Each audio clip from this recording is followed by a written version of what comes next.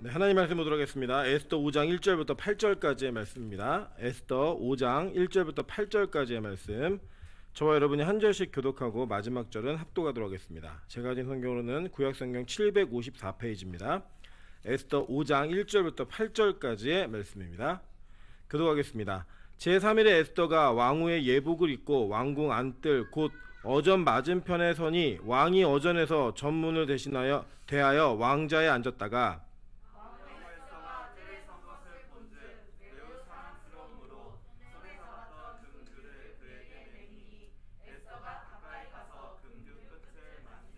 왕이 이르되 왕후 에스더여 그대의 소원이 무엇이며 요구가 무엇이냐 나라의 절반이라도 그대에게 주겠노라 하니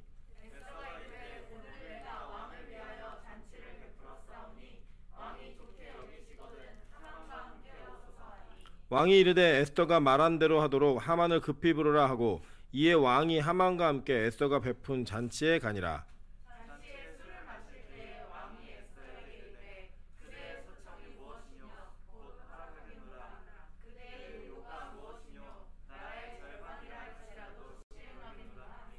에스더가 대답하여 이르되 나의 소청 나의 요구가 이러하니이다. 내가 만일 왕의 목전에서 은혜를 입었고 왕이 내 소청을 허락하시며 내 요구를 시행하시기를 좋게 여기시면 내가 왕과 하만을 위하여 베푸는 잔치에 또 오소서.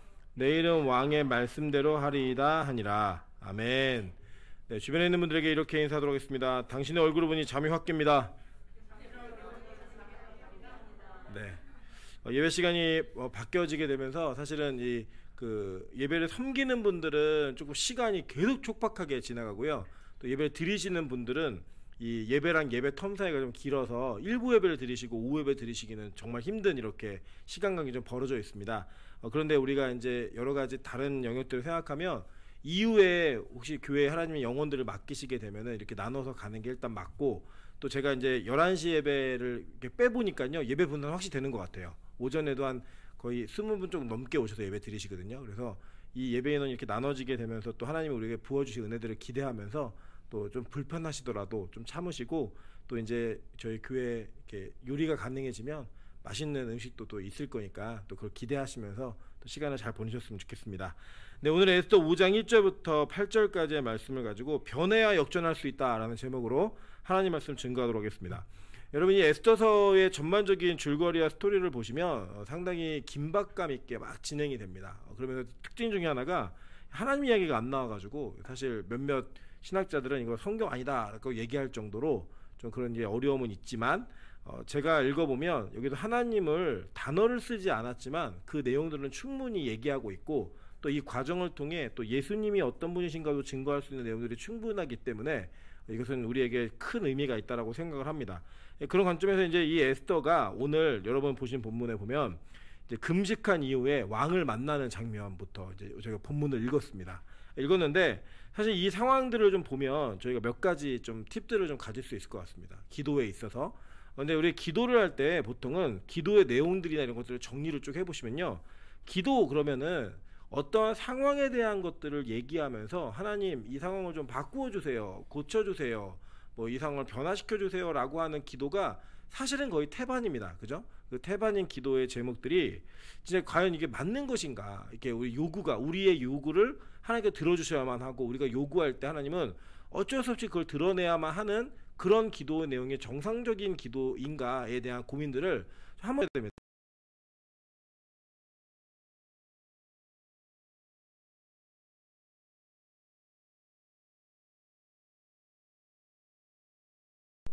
구경도 왔습니다. 절 안에. 근데 이 수능 기도 제목문을 기도문으로 올려가지고 이렇게 볼 수 있게 이렇게 보이게 하는 기도패 같은 게 쭉 이렇게 나열되어 있더라고요. 그 기도 내용을 쭉 읽어보니까 기도 내용이 비슷해요. 뭐랑 비슷하냐면 교회에서 헌금 봉투에 써있던 내용하고 거의 비슷하고요. 단지 이제 좀 차이가 있다면 뭐 예수님, 뭐 하나님 이런 이름이 안 들어간 거. 그러나 구하는 내용들은 거의 비슷하더라는 거예요. 그러면 우리가 어떤 종교를 갖든 그렇게 기도하는 내용들에 대한 것이 거의 대동소이하고 그냥 그렇게 모두가 다 기도하면서 원하는 것들을 이루어가는 삶이라면 굳이 예수 믿을 필요가 있겠는가라는 생각도 우리 다시금 좀 해봐야 되거든요. 왜냐하면 여러분 아시지만 절은 1년에 한 번 가도 불교 신자라고 얘기해줘요. 그죠? 근데 우리는 1년에 한 번 가면 뭐라 그래요? 일주일에 한 번만 가도 나이롱이라 그러고 썬데이라 그러면서 막 혼내고 막 이러는데, 절은 1년에 한 번만 가도 불교 신자로 인정해줍니다. 뭐만 시주만 많이 하면 그 연등도 큰 거 달아주고 뭐 좋은 거 좀 이렇게 제공해주고 막 이러면서 되게 대접을 많이 해줘요. 근데 교회는 열심히 헌금하고 봉사하고 또 혼나고, 말씀을 혼나는 그런 걸 얘기하는 거죠. 혼나고 이러면서, 그러면서 이렇게 교회를 다니는 게 과연 맞는가라는 이제 생각을 좀 한번 해보게 됐던 적이 있었습니다. 오늘 본문은 또 오늘 우리가 이 본문의 내용들을 보면 이 부분에 대한 고민들을 다시금 해봐야 되지 않나라는 생각을 한 번쯤 좀 하게 되는 것 같아요. 먼저는 이 에스더가 모르드게와 또 유다인들을 다 모아가지고 3일 금식을 하잖아요. 근데 이 금식은 사실 단식입니다. 마시지도 않았어요. 예. 그러니까 다니엘의 금식은 좀 편해요. 좋은 걸 안 먹는 거예요. 다니엘 금식은 좋은 걸 안 먹는 건데, 이 에스더 금식은 극단적이에요. 아무것도 먹지 않는 금식을 해요. 그러니까 이제 여러분 기도하세요. 다음에 우리 교회는 금식이 혹시 떨어지면 좋은 걸 안 먹는 금식을 하면 좋겠다, 이런 생각이 좀 들어요. 어쨌든 그래서 금식을 하는데, 이 금식하기 전의 모습을 좀 한번 보도록 하겠습니다. 에스더 4장 7절부터 11절 보니까요, 모르드게가 자기가 당한 모든 일과 하만이 유다인을 멸하라고 왕의 금고에 바치기로 한 은의 정확한 액수를 하닥에게 말하고, 또 유다인을 진멸하라고 수상궁에서 내린 조서 초본을 하닥에게 주어 에스더에게 보여 알게 하고, 또 그에게 부탁하여 왕에게 나아가서 그 앞에서 자기 민족을 위하여 간절히 구하라 하니, 이게 뭐냐면, 이제 모르드게가 베옷을 입고 막 재를 뿌리고 재 위에 앉아가지고 성문 앞에다 계속 있었던 거예요. 그러니까 이제 에스더가 자기 사촌 오빠가 계속 그러고 있으니까, 이제 사촌 오빠지만 아버지 같은 그런 분이 계속 그러고 있으니까 왜 그러는지 물어보라고 그랬고, 이제 자기 그 몸종이었던 하닥을 보내는 거예요. 그러니까 이제 하닥이 갖고, 이제 하닥과 하만을 헷갈리시면 안 돼요. 하만은 적이고 하닥은 우리 편이에요. 하닥이 가가지고 이제 왜 그러고 있니라고 얘기했더니, 이제 모르드게가 설명을 해준 거예요. 설명을 해주고, 너 왕에게 나가서 이 사태를 좀 해결해라 라고 얘기를 합니다. 그랬더니 이제 에스더가 뭐라고 얘기를 하냐면, 하닥에게 이르되 너는 모르기 전하기를 왕의 신하들과 왕의 각 지방의 백성이 다 알거니와 남녀를 막론하고 부름을 받지 아니하고 안뜰에 들어가서 왕에게 나가면 오직 죽이는 법이요 왕이 그자에게 금규를 내밀어야 살 것이라. 이제 내가 부름을 입어 왕에게 나가지 못한 지가 이미 30일이라 하라 하니라. 이게 뭐냐면, 나 지금 못 나가, 이 얘기인 거예요. 그죠? 뭐 길게 설명을 했지만, 나 지금 못 나가, 지금 나가면 죽어 라고 얘기를 한 거예요. 그게 원래 에스더였어요. 원래 에스더. 근데 그때 이제 모르드게가 얘기하죠. 그래, 뭐 너 그런 식으로 해봐봐. 하나님이, 우리는 민족은 구원하겠지만 너의 집은 몰살될 거야. 뭐 협박 아닌 협박을 해가지고 기독해 만드는 그런 일이 벌어지죠. 그러니까 원래 이 에스더는요, 처음부터 죽으면 죽으리다 했던 여자가 아니었어요. 처음에는 지금 내가 못 나가는 상황이라 이거 어쩔 수 없어, 이거 내가 해결 안 될 것 같은데, 이런 태도를 보였던 거예요. 그랬더니 에스더가 이제 오늘 뭐라고 그 모르드게의 말을 듣고 뭐라고 얘기했냐면, 에스더가 모르드게에게 화답하여 이르되 당신은 가서 수산에 있는 유다인을 다 모으고 나를 위하여 금식하되 밤낮 3일을 먹지도 말고 마시지도 마소서. 나도 나의 시녀와 더불어 이렇게 금식한 후에 규례를 어기고 왕에게 나아가리니 죽으면 죽으리다 하니라. 모르드게가 가서 에스더가 명령한 대로 다 행하니라 라고 얘기해요. 죽으면 죽으리다고 말은 했죠. 그죠? 말은 했는데, 여러분, 말하는 것과 행하는 것은 거리가 굉장히 많이 있습니다. 유격이. 그러니까 내가 말하는 것, 그것을 좋은 말을 하고 좋은 생각을 얘기하는 건 별로 어렵지 않아요. 근데 그거를 그대로 행하는 것은 되게 어렵습니다. 그죠? 우리가 예를 들어 공부 열심히 할게요. 말하는 게 뭐가 어려워요? 기도 열심히 할게요. 예배 열심히 잘 드릴게요. 말하는 거 하나도 안 어려워요. 근데 뭐가 어렵냐? 진짜 공부 열심히 하는 게 어려운 거고, 진짜로 열심히 뭔가 하는 게 어려운 거예요. 내가 행하는 게. 우리 방금도 점심 먹는데 우리 노대현 전사님이 그 다이어트를 한다고 그러더라고요. 그리고 지난주에 그 사모님하고 같이 다이어트 시작했는데 사모님은 포기하셨어요. 일단 이 생은 아닌가 보다. 그래서 포기하셔갖고 마음껏 드시고 노대현은 계속 하겠다고 얘기를 한 거예요. 그래서 나 갈 때 고구마랑 뭐 이런 거 쪄줘, 계란이랑 해줘. 또 우리 사모님이 또 남편을 사랑하는 마음으로 해줬나 봐요. 해줬는데 지난주에는 갖고 간 그대로 집으로 가져 들어왔대요. 뭐 했느냐? 그 갖고 간 거 들고 다니면서 같이 먹는 거 같이 먹은 거예요, 그냥. 예. 그리고 또 이번 주도 또 해달라고 그래요. 그래, 해줄게. 해주는 거 어렵잖아요. 또 해줬대요. 그러니까 지금 우리 노 전사님이 하겠다는 의지는 있는데 의지인데 우리가 이제 또 예배 마치고 또 가면서 뭐 먹고 갈 거거든요. 그때 진짜 안 먹는 거, 그건 힘든 거예요. 예, 그거는 진짜 하면은 독한 사람이에요. 그거를 못 하는 거는 우리가 다 이제 그냥 이렇게 받아들여야 되는 거죠.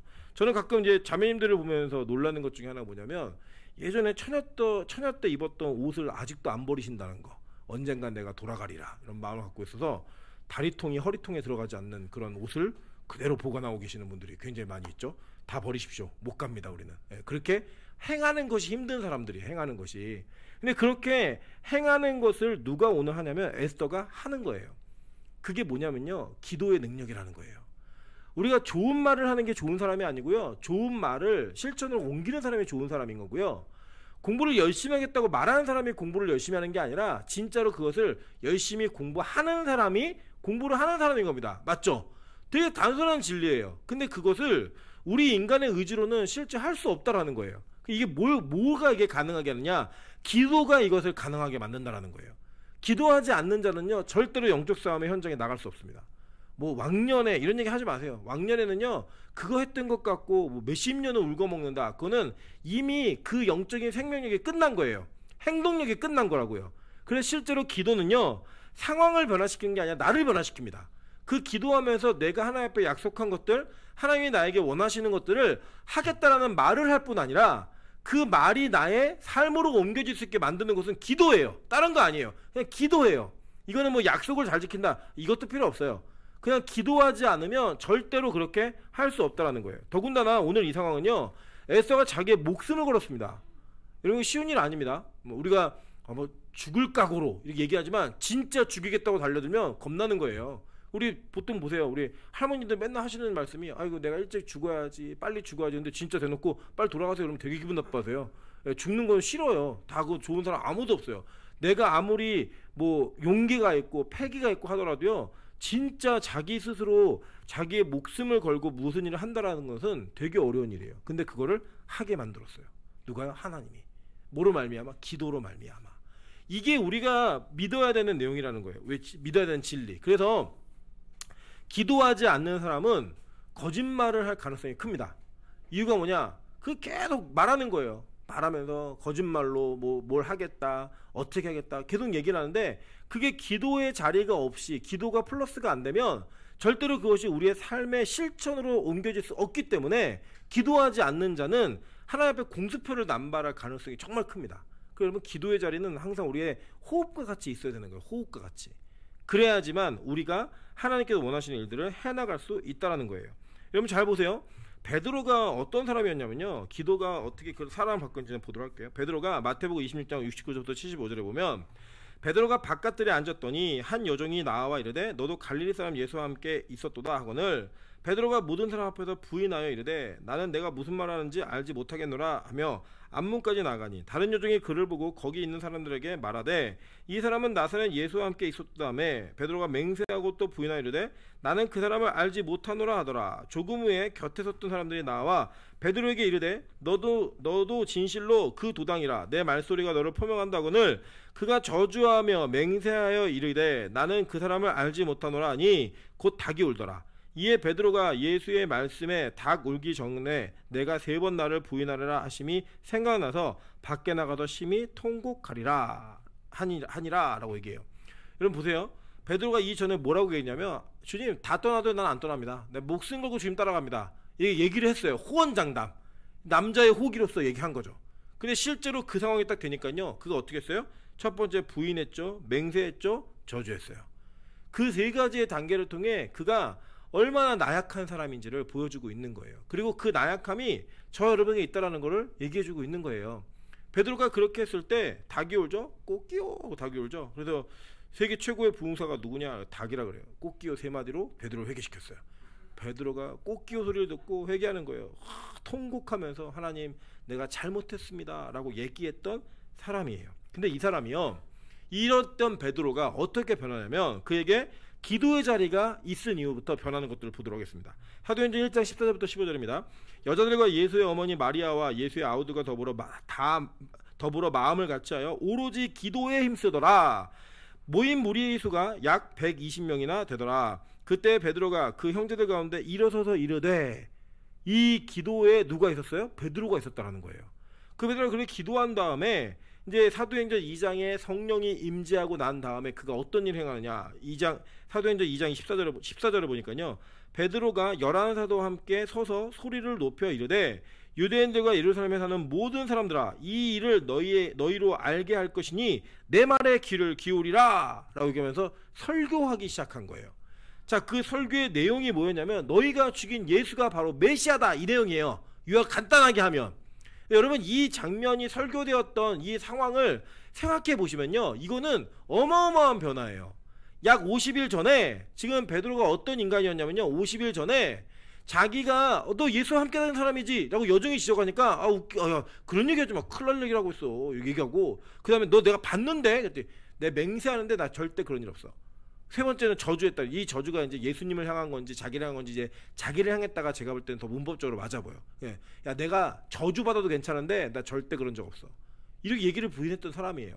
근데 이 사람이요, 기도하고 난 다음에 어떤 일이 벌어졌냐. 성령이 임하니까요, 저잣거리에 나가서 며칠 전, 50일 전에 자기의 스승인 예수를 죽였던 그 모든 사람들 앞에서 바라바를 풀어주고 예수를 죽여라 라고 외쳤던 그 사람들, 대제사장들이 시퍼렇게 눈뜨고 있고 바리새인들과 서기관들이 혈안을 다해 찾고 다니던 거기에서 그 소리 높이 얘기하는 거예요. 내 말 좀 들어보세요. 내가 지금 당신들이 무슨 일 했는지 알게 해줄게요 라고 말하면서 예수를 전하기 시작하는 거예요. 그게 왜 가능했습니까? 다른 거 아니에요. 무슨 변화가 있었어요? 딴 거 아니에요. 뭐 뒷배경이 생겼어요? 그런 거 아니에요. 딱 한 가지, 그가 기도 가운데 있었다는 거예요. 기도에 힘썼고 그 힘쓰는 기도 가운데 응답받았던 일이 그로 하여금 자기가 이전에 당당하게 말하지 못했던 것들, 자기 이전에 확신 있게 증거하지 못했던 것들을 증거할 수 있게 만들어줬다라고 성경은 얘기하고 있는 거예요. 결국에는요, 이 얘기를 다 들은 대제사장들과 그 서기관들이 이 베드로하고 요한을 붙잡아 놓고요, 막 얘기합니다. 너네 딴 거 다 해도 되는데 예수 이름으로 말하지 말고 가르치지 마, 이거 딱 얘기해요. 그랬더니 그 말한 요구에 베드로가 하는 응답이 바로 사도행전 4장 18절부터 20절입니다.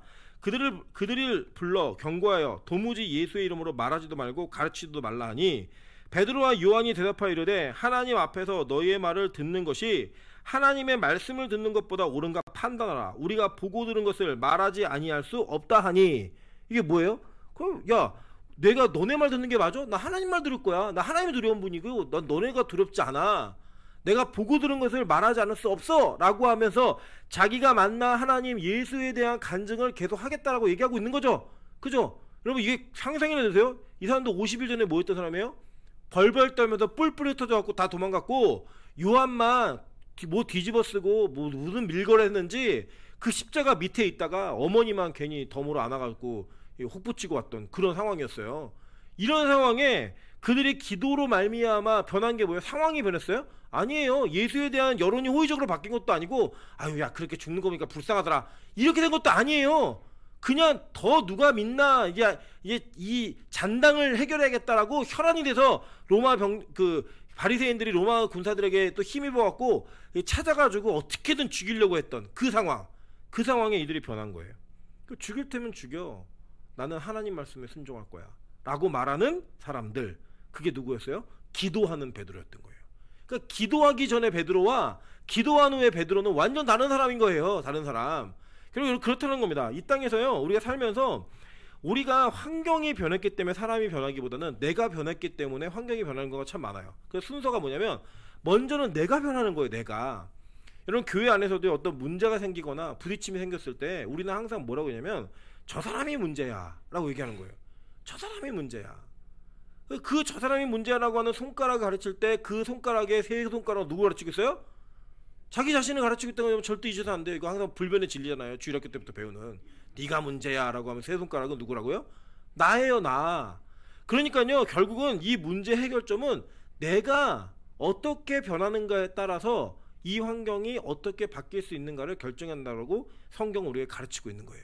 그리고 그것을 할 수 있는 건 기도 외에는 이런 다른 이유가 나갈 수 없다라고 얘기한 것처럼 기도 외에는 답이 없는 거예요. 기도 외에는. 여러분, 제가 보면요, 진짜로 문제 해결하고 싶은 사람은 자신에게 문제가 있다는 걸 인정하고 출발합니다. 근데 문제가 해결하는 걸 원하지 않는 사람은요, 상대에게 문제가 있다라고 얘기를 해요. 아까도 방금 전에 우리 수아하고 찬수하고 다퉜나 봐요. 이게 뭐 다퉜다가 1분 지나면 막 옆집에서 시끄럽다 할 정도로 같이 웃으면서 놀고 막 이러거든요.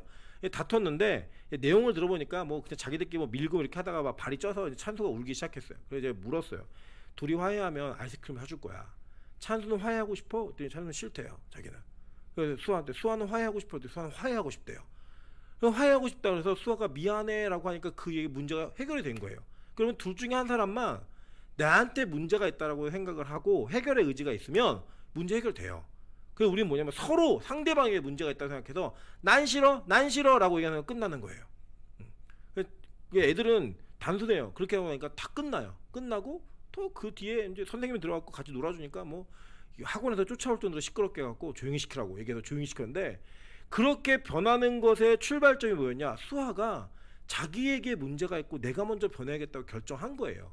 그러니까 그게 변하는 거예요. 거길 보면서 여러분 이게 그대로 어른들한테 적용이 됩니다. 여러분 일방적으로 누군가만 잘못하는 경우는 상당히 드물어요. 상당히 드물어요. 저도 이제 그 교육자다 보니까 상담을 하게 되는 경우가 참 많습니다. 그럼 이제 상담하게 되면 뭐 장년부도 있었고 청년들이 있는데 대부분 연인들끼리 문제가 생겨서 오면요, 보통 출발은 이렇게 해요.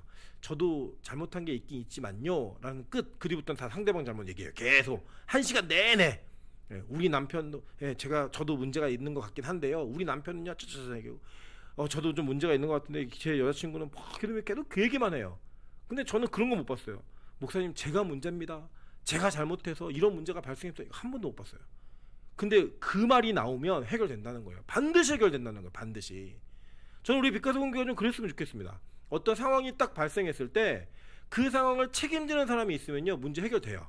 근데 그 상황을 책임을 지지 않겠다라는 모든 결단은 다 같이 해버리잖아요. 그 문제 절대 해결되지 않습니다. 누가 많이 책임을 지고 해결하느냐? 무조건 목사가 책임을 많이 져야죠. 목사하고 장로님하고 문제가 생겼다. 그럼 목사 잘못이에요. 목사가 더 잘못되고 고백하면서 가는 거예요. 마찬가지예요. 장로님하고 권사님하고 붙었다. 그럼 누가 잘못한 거예요? 장로님이 잘못한 거예요. 그냥 무조건 가는 거예요. 집사하고 권사하고 붙었다. 누가 잘못한 거예요? 권사님이 잘못한 거예요. 그냥. 그러면 좀 가는 거예요. 그냥 그게. 여러분 그렇게 하다 보면 억울할 때도 있죠. 나는 요만큼 잘못하고 왔는데 왜 이만큼 잘못했다고 얘기하지? 여러분 예수님 생각해보세요. 예수님은요 아무 잘못 없이 죽으셨어요. 아무 잘못 없이. 그거 생각하면 우리 그 정도는 참을 수 있잖아요. 그리고 다 알아요. 누가 먼저 사과하고 싶어 하는지, 누가 먼저 해결하고 싶어 하는지, 누가 책임을 지려고 하는지. 저는 우리 교회가 서로 책임졌으면 좋겠어요. 서로 책임. 뭐 예를 들면 이거 누가 버렸어? 그러면 그 얘기하는 순간에 그걸 발견한 사람 책임 안 지겠다는 거잖아요. 그죠? 책임질 사람 나와 이 얘기예요. 누가 버렸어 하기 전에 자기가 그거 주스면 돼요. 그 누가 책임지는 거예요? 내가 책임지는 거예요. 내가. 우리가 서로 지적하고 원인이 뭔지를 밝혀내려고 자꾸 들어가면 책임자를 색출하는 거예요. 책임질 사람을. 근데 내가 책임지겠다고 말하면서 내가 먼저 변화되길 원하면 그건 해결 가능한 겁니다. 누가 버렸어? 라고 얘기하면 치우는 거예요. 그래서 제가 그걸 잘 못하거든요. 저희 집에서 저희 아내한테 제가 왜 불 안 꺼? 막 얘기하면 좀 꺼주면 안 돼? 맞아, 꺼주면 되지. 근데 또 나중에 보면 또 얘기해요. 왜 불 안 끄고 나왔어? 얘기해요. 그래도 제가 또 불 안 끄면 또 우리랑 복수한다고 자기도 불 안 껐네. 근데 어제는 불 안 껐네요. 미안해. 그랬더니 괜찮아, 그럴 수도 있지 뭐 그러면 지나가더라고. 근데 그거 뭐 얘기를 해요. 그냥 진짜 용서할 거면 그냥 끄고 말지. 우리 인간이 다 그렇다는 거예요. 우리 인간이. 그래서 여러분 어떤 문제가 딱 발생하잖아요. 그러면 기도 가운데 있으면요 내가 잘못했다라는 그 고백이 터지는 순간 문제는 다 해결됩니다. 저는 그걸 믿어요. 그래서 뭐 얘기하다가 제가 잘못했습니다라는 말로 출발하면 그 뒤엔 들어보지 않아도 돼요. 이거 끝났구나. 이거 해결됐구나. 그게 영적인 노하우라는 거예요. 저는 우리 빛과 소금이 기도를 정말 많이 하면서 책임지는 교회가 됐으면 좋겠습니다. 손가락질하고 남들을 비난하기 전에 먼저 치워주는 거예요. 내가 먼저 돌아보는 거예요. 내가 먼저 그 일에 대해서 내가 할 일이 없는가를 살펴보는 거예요. 그게 목사고 교육자고 장로, 권사, 임직자들입니다. 저는 그런 모습이 우리 교회 안에 더 많았으면 좋겠다는 거예요. 우리 청년들이 먹고 안 치우고 간다. 그러면 뭘 얘기하세요. 그냥 치워주세요 한번. 그러다 보면 자꾸 누가 치우네? 이러면 안 되겠다. 우리가 같이 치워야겠다. 이런 마음으로 변화되는 거. 그게 진짜 변화 아닙니까? 저는 교회가 좀 그렇게 가는 것이 맞다라고 생각합니다. 근데 보세요. 이 진짜 기도하면요. 뭐까지 변하냐면요. 기도하는 사람도 변해요. 어떻게 변하나 한번 보도록 할게요. 출애굽기 34장 29절 보니까요. 모세가 그 증거의 두 판을 모세의 손에 들고 시내산에서 내려오니 그 산에서 내려올 때 모세는 자기가 여호와와 말씀하였으므로 말하였으므로 말미암아 얼굴 피부에 광채가 나나 깨닫지 못하였더라. 예. 그 여러분 여러분의 얼굴의 광채는 SK2에서 책임지는 게 아니에요. 예. 여러분의 얼굴의 광채는 얼마나 기도하느냐가 책임진다라는 거예요. 여러분 그 증거를 보여드리면, 여러분 저기 하늘문에 가끔 가보시면 거기 계신 분들 얼굴 표정 되게 밝고 좋아 보이시죠? 예, 그분들은 화장품 살 돈을 헌금하시는 분들이라서 별로 게 없습니다. 거기에 제 사촌 동생이랑 결혼한 친구가 있는데, 제가 그 친구가 지금 38인가 9인가 그런데 22살 때 만났어요. 22살 때 만났는데, 제가 보면 객관적으로 말씀드려서 좀 못생겼어요. 여자인데 좀 못생겼는데, 저희 사촌 동생은 굉장히 성실한 아이예요. 그러니까 제가 봐도 1등 남편감이에요. 그러니까 제가 같이 한 7년 살았는데 정말로 깔끔하고 알뜰하고 뭐 성실하고 딴짓 안 하고 정말 착한 애예요. 근데 얘를 선택을 했어요. 선택한 이유가 뭐였냐면, 이 아이가 이제 교회 건축을 한다 그래서 헌금하는데 10의 구조로 헌금을 하고 화장품 살 돈이 없어갖고 출근하면서 물 뿌리개로 얼굴에다 물을 뿌리고 출근을 하는 거예요. 근데 제 사촌 선생님이 우연히 그걸 봤는데 너무 예뻐 보이더래요. 그게 화장품을 떡칠하고 다니는 여자보다 물을 뿌리고 출근하는 그 모습에 후광이 막 있어가지고 그렇게 예뻐 보이더래요. 그리고 결혼했어요. 감사하게도 딸이 태어났는데 너무 예쁘게 태어났어요. 진짜 다행이죠. 다행인데 하나님 은혜 주신 것 같아요. 기도하는 사람에게 진짜 이런 은혜가 있다라고 성경이 얘기해요. 모세가 하나님과 40일 동안 대화하고 내려오니까요, 얼굴에서 광채가 나가지고 사람들이 쳐다볼 수가 없었어요. 그래서 수건으로 얼굴을 가리고. 우리 교회도 그런 날이 올까요? 지금 우리 마스크로 많이 가리고 계신데, 기도하다가 막 너무 예쁘고 막 광채가 나가지고 얼굴을 가리지 않으면 예배를 드릴 수 없는 막 그런 은혜가 있었으면 좋겠다. 목사님들 저를 위해서 기도해 주세요. 조명 켜지 않아도 여기가 벗겨져서 그렇게 되려나? 잘 모르겠지만 하여간 우리 안에 막 밝음의 은혜가 있어가지고 막 밝게 웃는, 하늘문에 가신 분들이 제일 많이 얘기하신 게 그런 거잖아요. 성도들 표정이 너무 밝다고, 진심으로 기뻐하고 진심으로 즐거워하고 행복해한다고, 이런 얘기들. 제가 금요일날도 얘기했잖아요. 우리 교회에 우거지가 있었죠. 짠지 있었잖아요. 우거지, 짠지 이런 애들이 다 거기 예배 드리니까 변해요. 환하게 변하게 되는 거예요. 그게 진짜 우리 은혜라는 거예요. 저는 우리 교회가 그런 교회였으면 좋겠습니다. 각자 어려움이 있고 문제가 있고 고달프고 힘들잖아요. 세상이. 안 힘드세요? 저는 절망해요. 뭐 이런 거 보면 막 집값 오르는 거, 뭐 월급 때문에 어렵고 뭐 직장 잘리고 이러는 거 보면은 힘들어요. 가끔 우리 성도님들의 경제적인 어려움들이나 삶에서의 고난과 고통의 문제들 얘기하시면 제가 정말 이게 공감되는 문제에 있어서는 저도 마음이 더 힘들어요. 걱정 마세요라고 얘기해도 제가 혼자 기도하면서 하나님 좀 도와주셔야 됩니다. 진짜 도와주셔야 됩니다. 막 막막함이 느껴질 때가 진짜 있어요. 그런데 그런 걱정 어려움이 있다 할지라도 기도의 자리가 있는 한은 그 문제가 우리 얼굴에서 문제가 되지 않는 거예요. 얼굴에 쓰고 다니는 분도 계시잖아요. 나 문제 있음. 그리고 너 힘들어. 그럼 어떻게 알았어요? 얼굴에 써 있어요. 걱정 근심이 다 써 있어요. 어떻게 아니에요? 써 있는 거를 그걸 못 보면 바보죠. 근데 우리는 이랬으면 좋겠어. 그런 문제가 있었어? 라고 얘기하는 표정. 그런 표정이면 너무 좋잖아요. 하늘문에 제가 말씀드리는 권사님 분 계시잖아요. 폐암으로부터 시작된 게 임파선 뇌까지 다 가가지고 얘기하시더라고요. 이제 이 한쪽은 이제 손 쓸 수 없게 계속 가고 있다고. 그런데 얼굴 표정에는 아픈 분이 아니에요. 그분 처음에 교회 예배드려 오실 때 어떻게 오셨냐면, 병원에서 강제로 자기 스스로 거절하고 태어나갖고 사람들이 들쳐매고 업고 들어왔어요. 누워서 예배 드리시던 분이 지금은 걸어다니면서 특세를 하세요. 특세 응답받아 특세해야 된다고 얘기하시고, 그러면서도 그분 얼굴 표정 보면 죽음을 앞두고 있는 사람의 표정이 아니에요. 제가 그 생각을 해요. 내가 저 상태가 됐을 때 저렇게 기뻐할 수 있을까?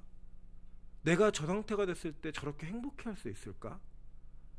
저는 자신이 없어요. 예를 들어 제가 병원에 갔는데 목사님 어떡하죠? 간암 말기여서 몇 달 안 남은 것 같습니다 라고 얘기하면 우리 아내는 어쩌나, 우리 아내는 보험금 갖고 뭘 할 건가, 이런 고민도 좀 해볼 것 같고, 찬수는 어떡하나, 이런 생각, 그런 생각 때문에 교회는 어떡하지? 이런 생각이 저한테 막 걱정으로 밀려 들어올 것 같아요.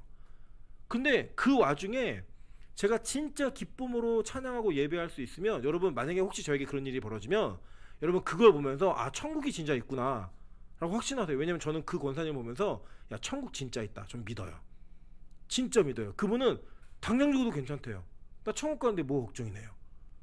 그러면 저는 그 정도의 마음으로 우리가 살아가야 된다는 거예요. 그 정도의 마음을 가지고.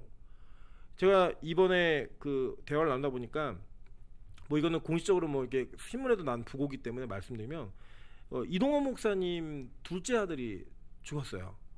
예, 죽었는데 저랑 동갑이에요.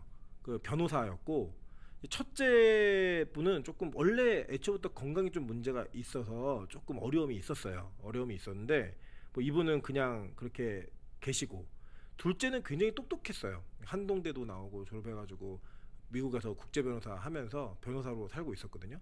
근데 대장암 말기로 그냥 죽은 거예요. 근데 이거 죽었던 그 장면과 사건 속에 목사님이 그 손영원 목사님에게 모티브를 얻어서 감사의 제목을 이렇게 쭉 하셨는데 제가 뒷이야기 들어보니까 사모님이 그렇게 많이 슬퍼하셨대요. 그러면서 얘기하신 게 그 미국에 계시다 오셔갖고 거기 분당에다 개척하신 거잖아요. 수지에다가 그때 오지 말걸. 그 고백하셨다는 얘기 들으면서 아 이거는 진짜 다시금 생각해봐야 되는 거 아닌가. 우리가 진짜 천국이 있다라고 믿으면 그 목사님의 고백이 진짜 그 가정의 고백이어야 되고 관련된 모든 일의 고백이 되어야 되지 않나라는 생각을 한번 해봤습니다. 왜냐하면 여러분 생각해 보실게요. 어떻게 보면 좀 이게 약간 그 저속한 표현일 수 있는데 저는 천국 영업사원이잖아요. 천국 파는 사람이잖아요. 제가 여러분에게 어떤 유익을 누리는 건 아니지만 천국을 파는 사람인데 제가 파는 물건에 대한 확신이 없이 여러분에게 판다면 여러분 그 물건 사시겠어요? 아니에요. 적어도 성도가 전도를 할 때 여러분 천국 파시는 거예요. 맞죠? 천국을 값없이 파시는 건데 여러분이 팔고 있는 천국이 여러분의 얼굴에 능력으로 나타나지 않고 있다면 여러분 그게 진짜겠습니까? 저는 그거에 대해서 고민해 보셔야 된다고 생각해요.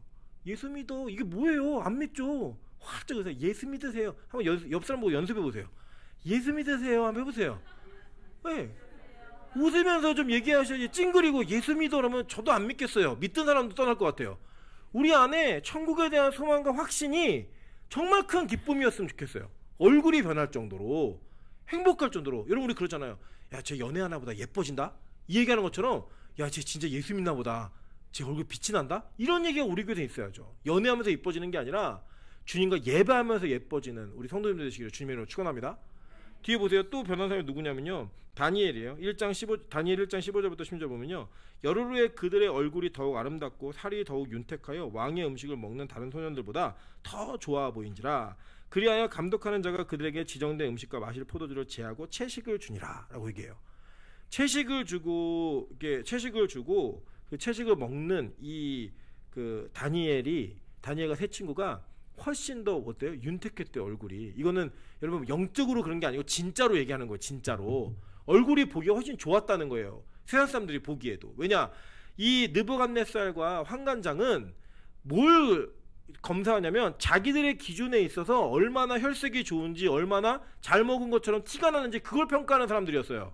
영적인 눈이 없는 사람들이니까. 그런데 다니엘과 세 친구가 결단하고 하나님 약속대로 살다 보니까 그것이 먹는 것에서 오는 것이 아니라 뭐로부터 온 거예요?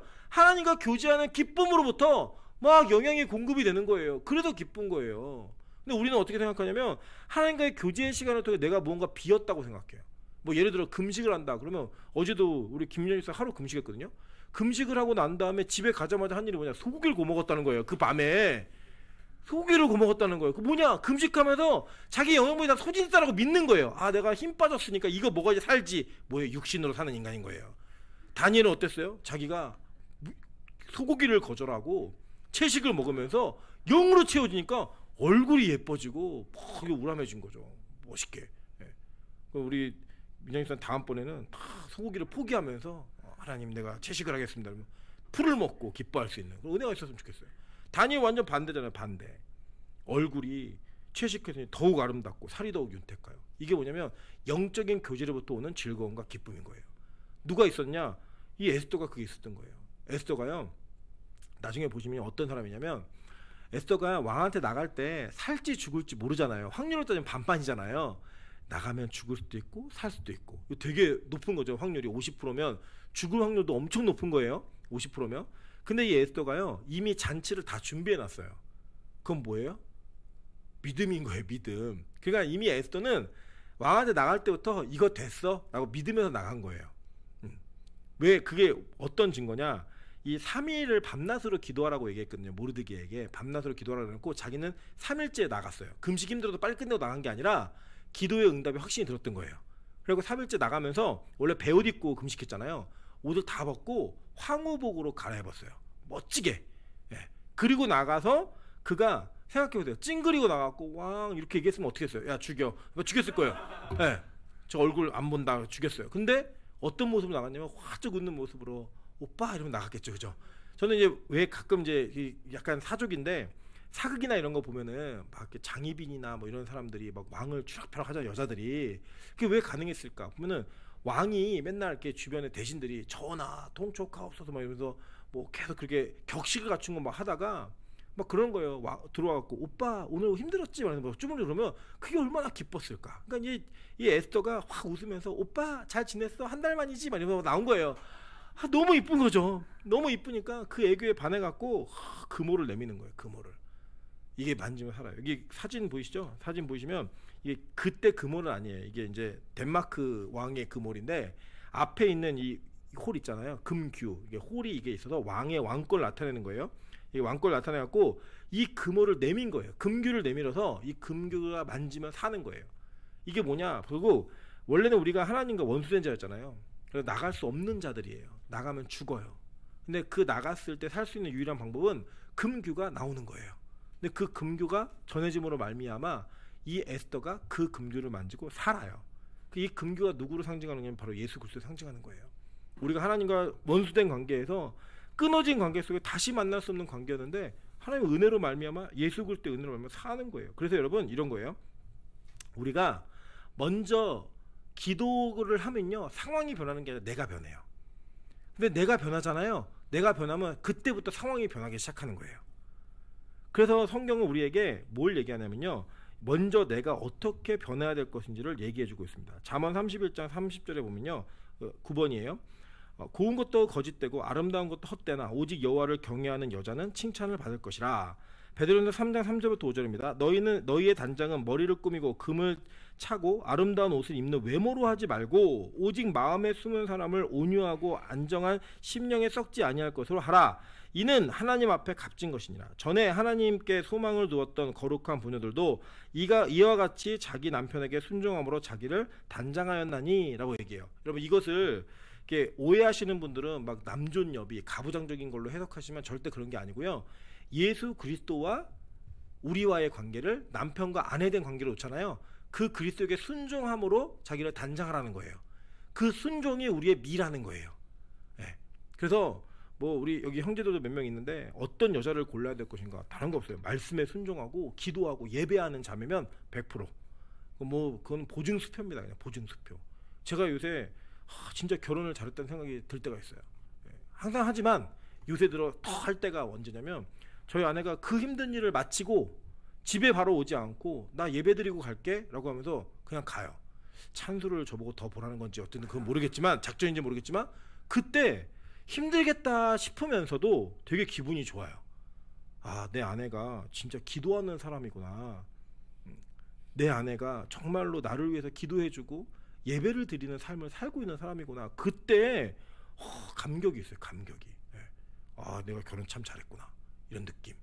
저는 우리가 그랬으면 좋겠습니다. 지금 저는 더 나이가 들어서도 저희 아내가 기도하는 모습을 보면서 내가 진짜 결혼 잘했구나. 이런 느낌이 들었으면 좋겠고, 저의 기도하는 모습을 보면 저희 아내가 내가 남자 정말 잘 골랐다. 이런 느낌이 있었으면 좋겠어요. 지금은 없나 보네. 뭐 고개 끄덕이네요. 막. 어쨌든 간에 우리 안에 그런 어떤 예배와 기도와 주님 앞에 경적인 교제가 여러분을 아름답게 만드는 그런 일이 있으면 좋은 거예요.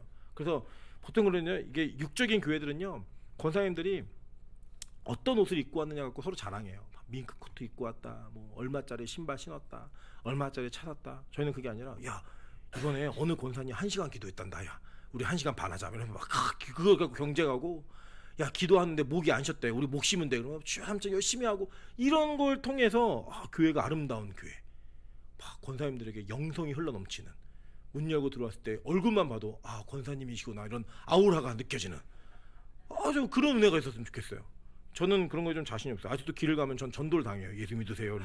나 목사인데 그런 안타까움이 있지만 우리 안에 또 그런 은혜가 좀 있었으면 좋겠다는 거예요. 그래서요 여러분 진짜로 내가 바뀌면 상황이 바뀝니다. 잠언 5장 21절에 보면요 대저 사람의 길은 여호와의 눈앞에 있나니 그가 그 사람의 모든 길을 평탄하게 하시느니라. 의인의 길은 정직하며 정직한 주께서 의인의 첩경을 평탄하게 하시도다 라고 얘기하면서 하나님이 의인된 자들에게 그 고난과 어려운 가운데 평탄한 길을 허락해 주신다라고 약속하고 있는 거예요. 로마서 5장 1절부터 2절에는 아까 금월 얘기입니다. 그러므로 우리가 믿음으로 의롭다 하심을 받았으니 우리 주 예수 그리스도를 말미암아 하나님과 화평을 누리자. 또한 그로 말미암아 우리가 믿음으로 서 있는 이 은혜에 들어감을 얻었으며 하나님의 영광을 바라고 즐거워하느니라. 골로새 1장 19절부터 23절입니다. 아버지께서는 모든 충만으로 예수 안에 거하게 하시고 그의 십자가의 피로 화평을 이루사 만물 곧 땅에 있는 것들이나 하늘에 있는 것들이 그로 말미암아 자기와 화목하게 되기를 기뻐하심이라. 전에 악한 행실로 멀리 떠나 마음으로 원수가 되었던 너희를 이제는 그의 육체의 죽음으로 말미암아 화목하게 하사 너희를 거룩하고 흠없고 책망할 것이 없는 자로 그 앞에 세우고자 하셨으니 만일 너희가 믿음에 거하고 터 위에 굳게 서서 너희 들은 바 복음의 소망에서 흔들리지 아니하면 그리하리라. 이 복음은 천하 만민에게 전파된 바요 나 바울은 이 복음의 일꾼이 되었노라. 하나님과 우리 안에 어떤 교제가 가능하냐면 예수 그리스도로 말미암는 교제만이 가능하다라고 얘기하는 거예요. 그래서 그 사랑으로 말미암아 회복된 자들은 어떻게 살아가야 되냐면 우리 교우들과의 사랑스러운 모습으로 사랑하는 모습으로 살아가야 된다고 성경 우리가 가르치고 있는 겁니다. 요한일서 4장 8절부터 13절에 이렇게 얘기합니다. 사랑하지 아니하는 자는 하나님을 알지 못하나니 이는 하나님은 사랑이심이라. 중간에 굵은 심을 읽을게요. 하나님이 우리를 사랑하사 우리 죄를 속하기 위하여 화목제물로 그 아들을 보내셨습니다. 사랑하는 자들아 하나님이 이같이 우리를 사랑하셨은즉 우리도 서로 사랑하는 것이 마땅하도다. 어느 때나 하나님을 본 사람이 없으되 만일 우리가 서로 사랑하면 하나님이 우리 안에 거하시고 그의 사랑이 우리 안에 온전히 이루어지느니라 라고 얘기하는 거예요. 그러니까 여러분 이런 거 생각하시면 돼요. 어디를 가면 우리 보통 그 도라이 보존의 법칙이라고 아세요? 어딜 가든 도라이가 하나씩 꼭 있는데 어딜 갔는데 도라이가 없다 그러면 자기가 그 도라이라고 그렇게 얘기를 하거든요. 어딜 가나 문제 있고 어려운 건 다 있어요. 우리 안에 다 있습니다. 근데 이 교회에서 은혜가 있고 이 교회가 건강한 교회인지 확인하려면요 우리가 그런 가운데서도 포용할 수 없는 사람들이 사실 있거든요, 관계적으로. 근데 그때 사랑이라는 것을 통해 하나님을 보게 만들어주는 거, 그게 진짜 예수의 사랑을 경험한 자들이 해야 되는 일이고 반드시 해야만 되는 일이라고 성경이 가르치고 있는 거예요.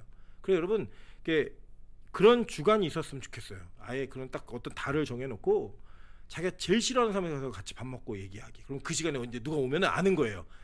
얘가 나를 싫어했는데 노력하는구나. 그러면서 서로 관계가 안 될까요? 잘 얘기하면 안 되겠네요. 얘기하면 이제 티가 나니까. 근데 좀 그랬으면 좋겠어요. 여러분 마음 가운데 내가 이번 주에는 내가 마음으로 별로 가깝게 지내고 싶지 않았던 사람, 이 사람 한번 찾아가 봐야지. 마음으로 이 사람이 좀 우리 교회에 소외되고 있는 것 같은데 내가 그 사람 찾아가서 좀 대화하고 같이 밥 한번 먹어봐야지. 그게 성도인 거예요. 그게 보통 신방을 뭐 어떤 일이 있어서가 아니라 그냥 이 사람이 약한 사람이구나, 소외된 사람이구나, 내가 사랑해 줘야 될 사람이구나, 사랑을 받으려고 하지 말고 주시려고 하면 교회가 정말 건강해지지 않겠습니까? 서로 건강해지고 서로 즐거워지고 좀 그런 은혜가 있었으면 좋겠어요. 아직 우리 교회는 전 교인이 함께 그 일을 할 수 있는 사이즈예요. 제가 볼 때는 500명까지는 그게 가능해요. 같이 서로 돌아보고 찾아보고. 제가 있어 보니까 500명이 넘으면 성도들 이름을 모르는 성도들이 막 생기더라고요. 근데 적어도 지금 우리 교회는 누가 새로 왔는지 다 보이잖아요. 우리 은수자매가 그랬대요. 이게 처음에 우리 교회 오기 전에 자기를 못 알아보는 교회였으면 좋겠다.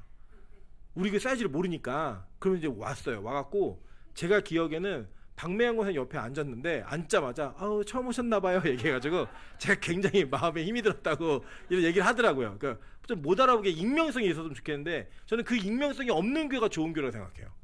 소외됨이 없는 교회. 저는 그런 교회로 우리 교회가 좀 사랑이 있었으면 좋겠다는 생각이 듭니다. 왜냐? 예수의 사랑으로 말미암아 우리가 화목되어지는 일이 있었거든요. 여러분이 있는 곳에 그 화목이 있는 은혜가 있기를 간절히 축원합니다. 마지막으로는요. 이제 에스더가 얘기해요. 이제 너무 예쁘니까 신랑이 신부가 너무 예쁘니까 너 뭐 해줄까? 네가 원하면 나라의 반이라도 줄게. 이거는요 어마어마한 거예요. 페르시아 나라가 얼마나 컸냐면요. 거의 그 아시아 전체, 인도까지 전체를 다 다스리고 있고 이 국력이 넘쳐가지고 야 저기 아테네도 정복해볼까 이랬던 나라예요. 근데 와 왕이 황제가 사람들 다 있는데 얘기하는 거야. 야 너 진짜 예쁘다. 얼마나 예뻤으면 네가 나라의 반을 원하면 내가 그거 줄게. 소원 얘기해봐. 그 우리는 어땠을 거야? 우리 소원이 바뀌었겠죠? 우리 민족에서 오 그래요? 3분의 1만 주세요 막 이랬을 텐데 에스더가 얘기하는 게 제가 소원을 나중에 얘기할 테니까 그 오늘 잔치 한번 또 오세요. 하만이랑 또 오세요. 이 얘기를 해요. 왕이 막 그런 거 남자가 여자한테 뭔가 해주고 싶은데 여자가 그걸 노골적으로 요구하면요 그게 좀 정 떨어지는 게 있어요. 근데 자꾸 얘기를 안 해요. 있는데 괜찮아 막 이렇게 얘기하면 야 말해봐 내가 해줄게. 야 오빠 못 믿어? 얘기해봐 막 이런 거예요. 그러니까 지금 왕이 막 안달이 난 거예요. 막 얘기해봐. 야 오빠 못 믿냐? 오빠 나라 반이라도 줄 테니까 믿어봐. 나 왕이야 나 황제야 이러면서 막 안달이 난 거예요. 막 그 안달이 나는 그 모습, 이 모습은요 정말로 신부가 사랑스러울 때 자기 부인이 사랑스러울 때 하는 거거든요. 보세요. 시편 107편 8절 9절입니다. 여호와의 인자하심과 인생에게 행하신 기적으로 말미암아 그를 찬송할지라. 그가 사모하는 영혼에게 만족을 주시며 줄인 영혼에게 좋은 것으로 채워주심이로다. 여러분이 뭐냐면요 하나님께 사랑받는 신부가 되세요. 영적으로 단장해갖고 하나님이 우리 민정이 속에 먹어서가 아니라 금식해도 너무 이쁘구나 이랬을 때 아버지 저 신랑감 그러면 그냥 탁 나타나는 거예요. 그냥 그것도 얘기 안 하는 거야. 신랑 아니 괜찮아요 이렇게 얘기하면 기다려 준비하고 있어 막 얘기하는 거예요. 그때 막 너무 예쁘게 보이고 막 이럴 때 아버지 막 제가 뭐 아니에요 뭐 이러면 야 나 하나님이야 얘기해봐 그 막 채워주시는 거예요. 그냥 막 사모하는 얘기 채워주시는 거예요. 이사야 58장 11절입니다. 여호와가 너를 항상 인도하여 메마른 곳에서도 내 영혼을 만족해 하며 내 뼈를 견고하게 하니 너는 물된 동산 같겠고 물이 끊어지지 않냐는 샘 같을 것이라. 이렇게 해주신다라는 거예요.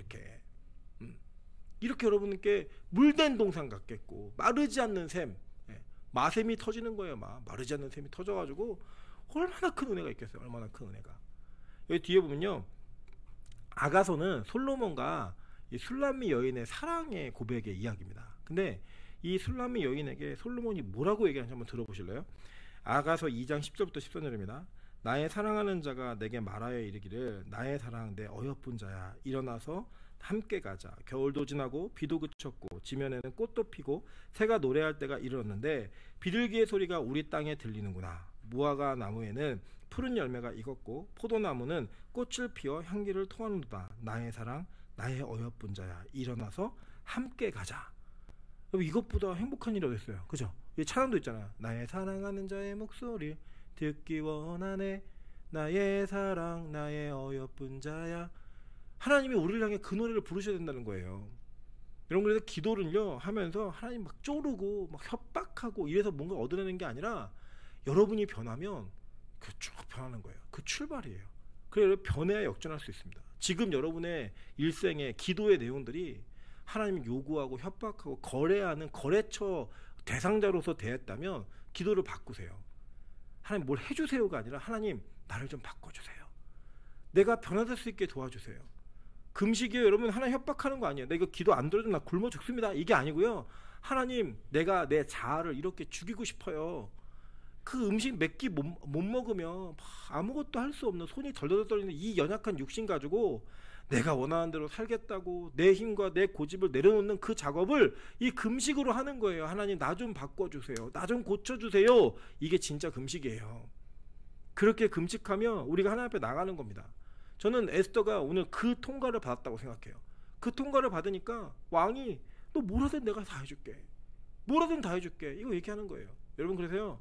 역전승 지금 여러분 패배하고 있고 실패하고 있다면 다른 게 문제가 아니에요. 내가 문제인 거예요. 내가 문제인 거예요. 내가 변해야 역전할 수 있습니다. 여러분 이걸 기억하시면서 하나님 내가 기도할 때 하나님 저 인간 변하게 해주세요. 이 상황이 변하게 해주세요가 아니라 하나님 내가 좀 변하게 해주세요. 내가 바뀌게 해주세요. 라고 기도함으로 말미암아 이 상황들을 바꾸어갈 수 있는 하나님께서 바꿔주는 상황을 누리면서 구경할 수 있는 우리가 될 수 있게 도와달라고 우리 찬양으로 기도하며 나아가도록 하겠습니다. 우리 공식 찬양 이제 역전하리라.